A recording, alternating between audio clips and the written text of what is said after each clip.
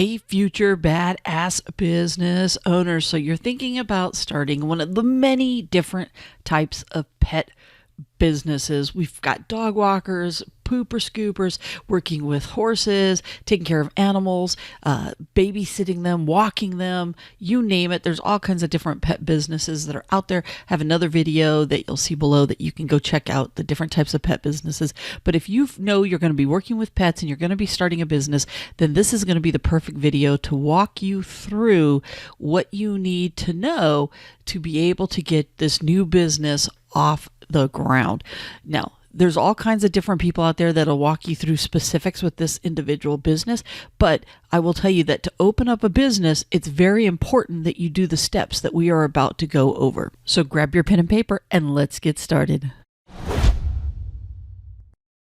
All right, the first thing you need to do is you need to make sure that this is going to be the right business for you. This is critical. Just because you love animals does not mean that you need to start a business in the pet world, because it's going to take a lot of work in a lot of areas that might be different than what you're expecting. Now, you're going to be spending a lot of time doing it, which might sound really fun and exciting because you love dogs, cats, lizards, fish, whatever the horses, whatever the case may be. But you got to remember, you're not doing this, for the majority of you are not going to be doing this because of your love for the animal. It's going to be a service you provide around that animal. So yes, you might have some contact with the animals that make you feel good, but there's going to be a business side to this entire adventure, and it's going to pull you away from some of the animals. It really just depends upon the type of business that you're going to do, because some obviously you're going to be handling the animals a lot more than others, but it's really important. You're going to be spending a lot of time in it. You need to make sure you really love it and you can see yourself doing it. Now, if you think you are and you know you're going to be going down the right path with this business, let's go over the things you need to know. Before you start anything, you really need to do your research, and we are going to talk about some of the research that you need to be doing. This is going to make the difference in your time that you're going to be spending, and more importantly, the money it's going to cost you. Not just the money to start the business, but I'm talking wasted time and money that you will spend by not doing it. A lot. If you go and ask small business owners what's the one thing they regret once they've done their business, they wish they would have done certain things in the very beginning, and we're going to go over some of those things that they always say they wish they would have done. First off, you need to do your research, and we're going to focus on three areas. One is your competition.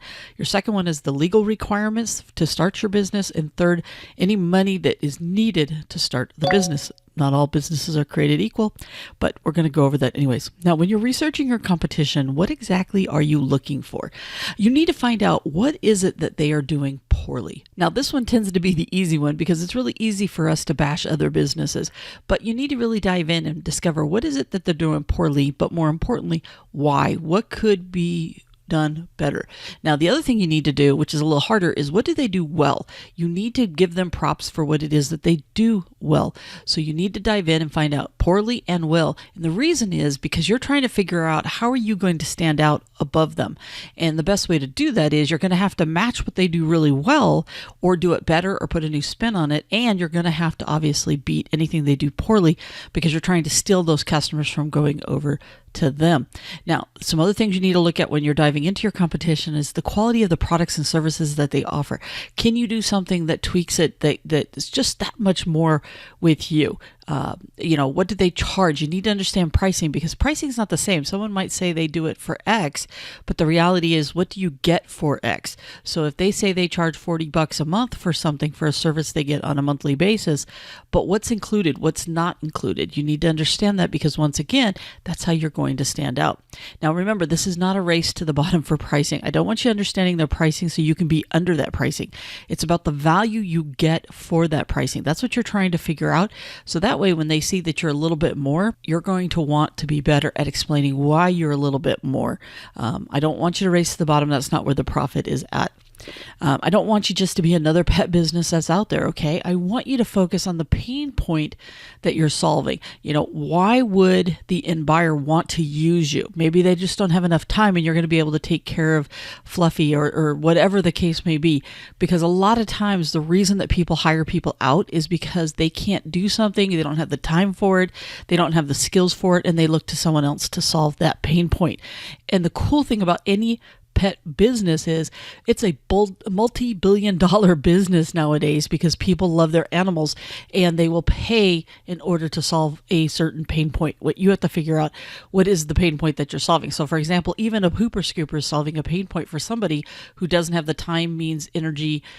Maybe they don't have the skills to be able to go in the backyard anymore and pick up that dog poo. Maybe they've fallen ill, and that's what you're solving. There's all kinds of different reasons why people would use any business that you might come up with to be in the pet business. Now, you also need to look at the legal requirements in order for you to start this business. First question we get all the time is, should you do an LLC versus a DBA, which is doing business as? Keep in mind, an LLC is a legal entity. So it's not you personally, it's a business that's considered a legal entity that actually owns the business, whereas DBA is you just doing it as yourself. So it would be Bob doing business as Pet Paws, whatever the case may be. For most of you, you're going to be able to do it as a DBA, but you need to look at your state because the state ultimately is going to determine what is required. Some are perfectly fine with you doing your business as a DBA. Others require that you have an LLC. Each state is going to determine that. It also is based off of your need for protection. An LLC offers the most protection. So if you're going to be doing something that is going to require, that has high risk to it in one way, shape, or form, an LLC is typically the better route for you. The other things you need to look at is licensing, permits, insurance. Each city, county, and state will have different requirements. So your city might require something and your county doesn't, or vice versa. But you need to make sure that you're checking in with the city, county, and state for any of these items that you might need. In a lot of cases, by the way, you do want insurance, at minimum general liability insurance. So you need to talk to your insurance agent. If you already have one, a lot of times they can give you a discount as part of that whole bundling. Funds needed to start your business. For most of you, it's going to be a pretty cheap business to get into.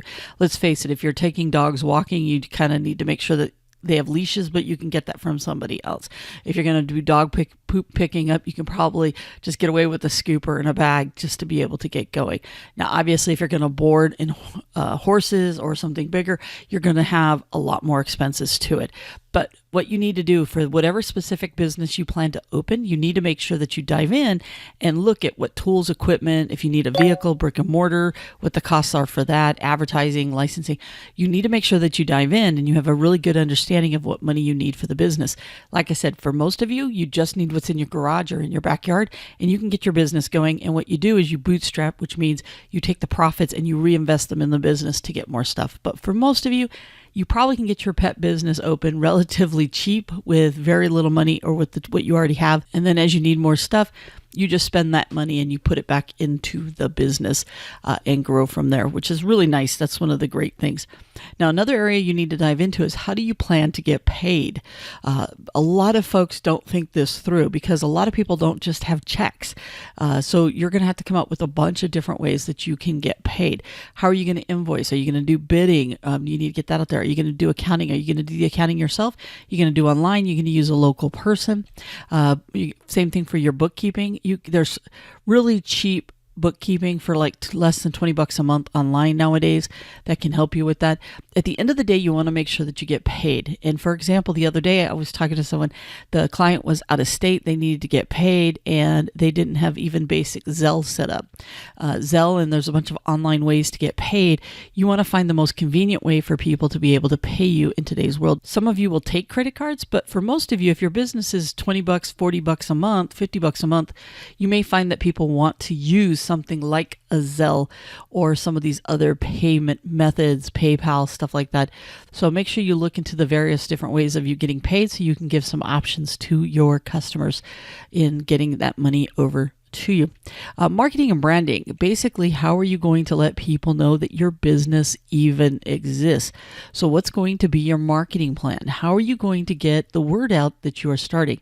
So I don't want you to look for different ways that you can pay for it. There's a lot of things you can do for free. You know, obviously telling everybody you know that you have this business, going onto Facebook, hooking up with real estate agents. There's all kinds of different things that you can do to get your business off the ground. So when we're looking at the free ways, word of mouth, Google business page, definitely set up a Google business page, because what's the first thing we do when we're looking for something? We go to Google and we ask, hey, where is this? Or what business is near me? And you want to make sure that you're one of those ones that show up. Same thing with Bing business. And like I said, you need to get on Facebook. I'm not saying do Facebook ads. A lot of times you can just get into the rooms and the little chat groups and the different things that are in there, and you can just let people know this is what you do.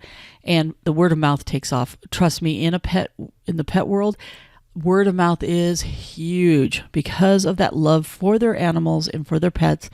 People will gladly share with everybody somebody who they think took care of their babies. And that's going to be your biggest word of mouth that you're going to be able to get out there. Now, if you need to spend some money and you're looking at it, there are Facebook ads, postcards, flyers, different things that you can do. But you need to understand before you open your business, how do you plan to get the word out about your business? Because ultimately, you need people to use your business. Now, are you going to hire people? For most of you, you're not going to have this issue in the very beginning, but you might have people that help you out, in which case you want to make sure you're bringing aboard the best people to help you. How are you going to train them, onboard them? How are you going to pay them? Are you going to use a payroll company, stuff like that? But for most of you, you're not going to use that. But once you get all of this research done and you really go through everything, the next thing you're going to do is you need to put together a plan. And a lot of people ask, do I need a business plan? Well, first you got to kind of understand what a business plan is. A traditional business plan is just a document that you put together because you need to borrow money or you're going to buy a franchise, and they want to know everything about your business and how you plan to make money, how do you plan to spend money, stuff like that. But for the vast majority of you, you're not going to be borrowing money, and more than likely, you're not going to be buying a franchise. But you still need to take all of this information that you've gathered and put it into a plan. So I call it a success plan, because this is basically where you're going to take all of that research and you're going to put it together and you're going to come up with your plan of attack. Like, what are you going to charge? How much do you plan to make the first month, the first 6 months, the first year? What's going to be your marketing plan? How are you going to do? It's just where you take all those thoughts in your head and you put it into writing. So now you have one document that has everything that you're going to do to get your business off the ground. So you may not need a traditional business plan, but you do need a success plan of how you plan to do it. Now, one thing I need to caution you on, you need to slow down and you need to make sure that you learn the basic business numbers. This is very, very important because about 80% of businesses fall apart because people don't understand their business numbers. They don't understand the flow of money from their business, because sales minus cost of goods minus expenses equals profits. But they forget some of those pieces in between, and ultimately it costs them their business because they don't understand the flow of money. It's not where you go do a job for $40 and you put $40 in your pocket. That's not the way it works. Okay. So it's really important that you learn your business numbers. You need to really understand pricing, markup, profit and loss statements. There's a bunch of different things that are out there. But here's the cool thing. You don't have to learn all of it. There's just some core ones that you need to fully understand. And it really starts with your profit and loss income statement. I have videos on this one that'll help you understand a profit and loss, but it is your report card for your business, and it tracks the money in and out of your business and all the different things that you spend money on. So it's really important, at minimum, you learn and understand a profit and loss income statement. Remember, you are running a business. You are creating a business. You're not creating a job. And way too many people create jobs for themselves, and they're not really creating a business that makes money. Because when you're doing the business, you're an employee in the business, but at the end of the day, you get paid as a business owner. And it's important you keep that in mind. Now, to help you get started, there is a link down below for a free startup guide that'll walk you through all the different things that we talked about today. So that way you can kind of start gathering all of your information together so you can start putting that success plan together. And if you want to learn more, there are different videos on the site, so make sure that you subscribe so you can get those. And there's also 2 courses that can help you out. One is to start a small business, and one is to know your business numbers. Both are also in the links below. And if you like what you see today, make sure that you hit that subscribe button and click that bell so you never miss out on a video. And get out there. Go be the badass that you're meant to be. Go start that business.